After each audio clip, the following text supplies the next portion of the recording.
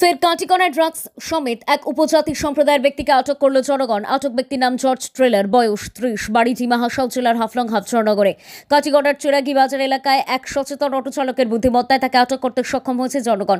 জানা যায়, বৃহস্পতিবার সন্ধ্যা 7টা নাগাদ চিরাগি বাজার থেকে বদরপুর যাওয়ার জন্য ওই উপজাতি যুবকটি একটি অটোরিকশা ওঠার চেষ্টা করলে তার গতিবিধি দেখে সন্দেহ জাগে অটো চালকের।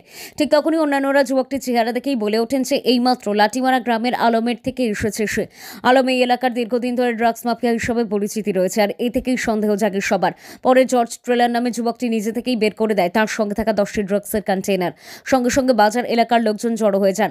খবর দেওয়া হয় কাটিগড়া থানায়। খবর পেয়ে ওসি জোসেফ ভি কেইবম দলবল নিয়ে সরেজমিনে উপস্থিত হয়ে ড্রাগস সহ আটক যুবককে থানায় নিয়ে যায়।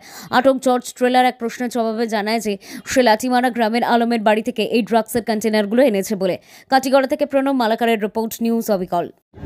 বিগত কয়েক বছর থাকি এই ধরনের ড্রাগস অ্যাডিক্টেড প্লাস ড্রাগস ব্যবসায়ী এভেলেবল সচরাচর গরিবরা বারংবার প্রশাসনে এরারের দরে অ্যারেস্ট করে, তারপরে সিস্টেমে তারা আবার ছুটিয়ার আবার সেই ব্যবসা করে। আমরা প্রশাসনের কাছে ওটাও অনুরোধ রাখি যাতে এই ধরনের যারা ব্যবসায়ী হোক, অ্যাডিক্টেড হোক, যারা নির্মূল করা যায়, একদম জ্বরটাকে নির্মূল করা যায়, নির্মূল করতে যে ধরনের পদক্ষেপ তারা নিতে লাগে তারা ওই ধরনের পদক্ষেপ নেওক, যাতে এরিয়ার নজওয়ান যারা আছে এরার ভবিষ্যৎ যাতে নষ্ট না হয়, সুরক্ষিত থাকে।